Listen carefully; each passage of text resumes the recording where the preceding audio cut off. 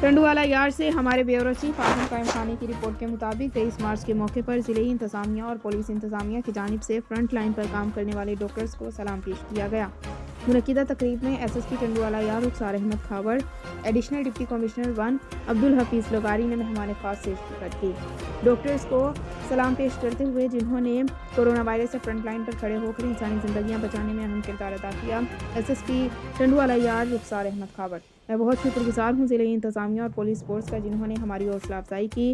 Medical superintendent ٹنڈوالا یار civil اسپتال doctor Ghulam محمد خاص کھیلی۔ سلامی کے بعد پروقار تقریب ڈی ایچ کیو میں کی گئی۔ منعقدہ تقریب میں ڈاکٹرز، پیرامیڈیکل اسٹاف نے بڑی تعداد میں شرکت کی۔ مقررین نے کہا کہ کورونا وائرس کی تیسری لہر سے ہم سب کو بچنا ہے، سماجی فاصلہ رکھنا ہے، سرجیکل ماسک، بار بار ہاتھوں کو دھوئیں، خود کو اور اپنی فیملی کو اس وبا سے بچائیں۔